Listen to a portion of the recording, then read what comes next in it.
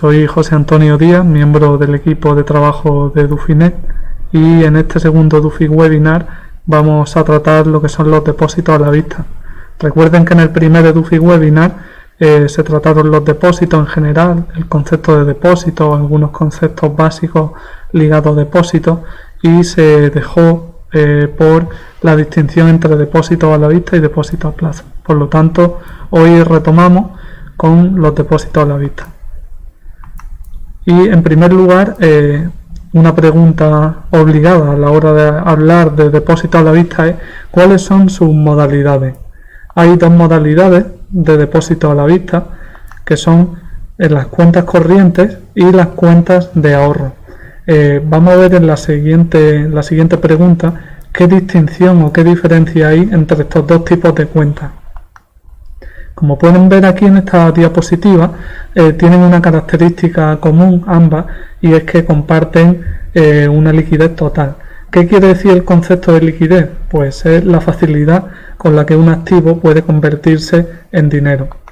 Sin embargo, tienen una serie de diferencias que están en el extracto bancario para el caso de las cuentas corrientes, y un extracto bancario se puede definir como una comunicación, un documento en el que se van recogiendo los movimientos que se producen en la cuenta en un periodo de tiempo determinado.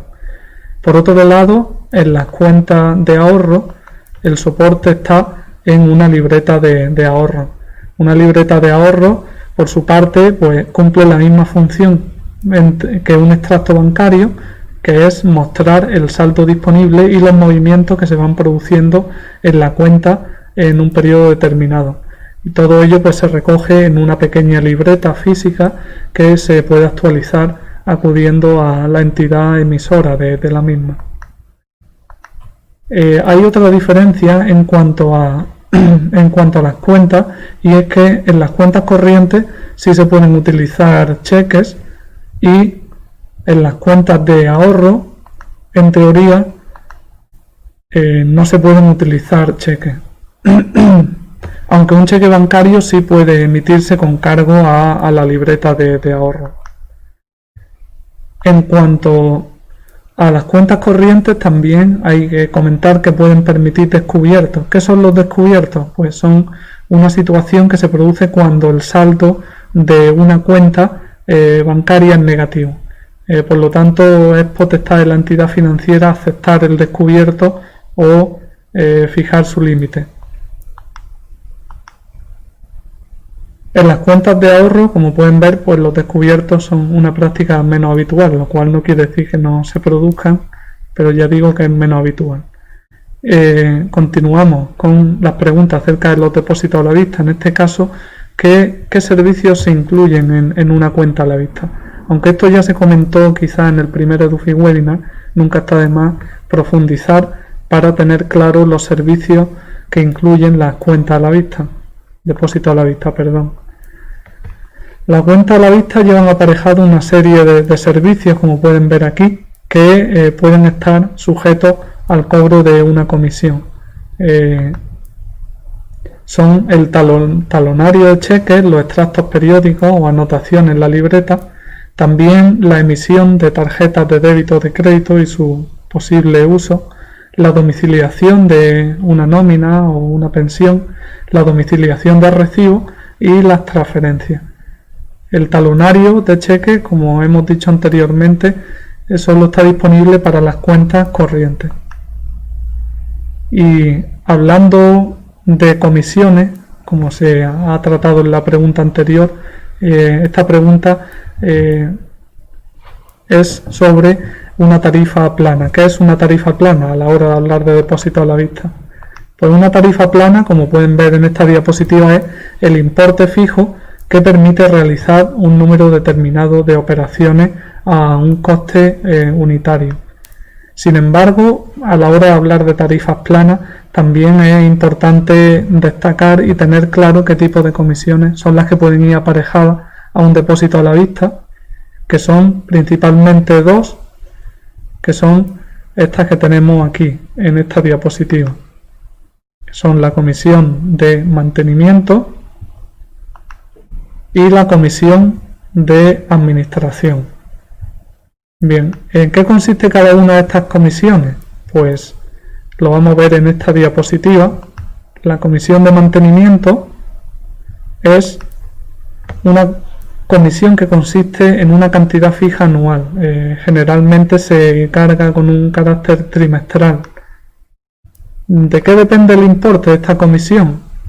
Pues esta comisión suele depender de lo que son las condiciones del mercado, del tipo de cuenta que se tenga y obviamente también del saldo medio anual. De tal manera que si el saldo es superior, pues quizá se pueda negociar una comisión más baja o prácticamente nula, dependiendo de cuál sea la configuración de estas tres variables que se han comentado. En cuanto a la comisión de administración, se trata de una comisión que se aplica, como se puede ver en esta diapositiva, por la realización de una serie de operaciones o apuntes en la cuenta. Según se van produciendo los apuntes, pues se cobra la comisión. Por ejemplo, como aquí se indica, por gestión de órdenes de pago o transferencias. Aunque estas son las más usuales, estas dos, la comisión de mantenimiento y administración, hay otras comisiones aplicables a las cuentas, como por ejemplo, antes hemos comentado el descubierto, ¿no? Cuando uno entra en descubierto en su cuenta, pues puede también tener que pagar una comisión por descubierto, o por ejemplo una comisión por retirada de efectivo, que esta es muy común a la hora de, sobre todo, utilizar tarjetas, a la hora de retirar efectivo en cajeros automáticos. Y hemos hablado de los costes de las cuentas y ahora vamos a hablar acerca de la remuneración de las mismas y tangencialmente también de la rentabilidad de los depósitos a la vista. Hay tres tipos de remuneración en los depósitos a la vista, que son estos tres que pueden ver en esta diapositiva. En primer lugar, la remuneración desde el primer euro, que ahora después veremos un ejemplo. En segundo lugar, una remuneración a partir de un saldo medio determinado. Y en último lugar, una remuneración por tramo, donde el interés aplicable es creciente con el saldo medio de la cuenta. En la remuneración desde el primer euro, aquí vamos a ver un ejemplo y ya verán que es bastante sencillo. Es en este caso un depósito a la vista que está retribuido con un tipo de interés nominal del 0,50%. En este ejemplo, Claudia decide depositar en este depósito a la vista 1.000 euros. ¿Qué interés obtendría Claudia de este depósito si lo mantuviera durante un año? Pues 5 euros, aunque aquí hay que puntualizar que eso serían 5 euros brutos. Obviamente no estamos teniendo en cuenta ni la fiscalidad ni tampoco la inflación, la merma que podría suponer en ese capital. En cuanto al saldo medio ponderado, vuelvo hacia atrás, en cuanto al saldo medio ponderado, bueno, pues por ejemplo, es relativamente fácil de calcular. Primero hay que tener claro en qué consiste el saldo medio. Suponga que una cuenta tiene un saldo de unos 2.000 euros los primeros 15 días y de 1.000 euros los otros 15 días. El saldo medio ponderado, por tanto, será 2.000 euros por 0,5, es decir, la mitad del mes, más 1.000 euros por 0,5, la otra mitad del mes, que nos daría 1.500 euros. Entonces, esos 1.500 euros serían los que se considerarían a la hora de calcular la remuneración. Y en cuanto a la rentabilidad de las cuentas, también comentar que actualmente, en la actualidad, la remuneración es bastante baja o prácticamente nula. También depende de la oferta que se pueda encontrar en el mercado, pero ya digo que las circunstancias actuales de tipos de interés hacen que las rentabilidades de los depósitos a la vista pues sean muy bajas o prácticamente nulas. En cuanto a la titularidad de los depósitos, pues puede ser titular, como aquí se puede ver, cualquier persona con capacidad de obligarse o capacidad de contratar.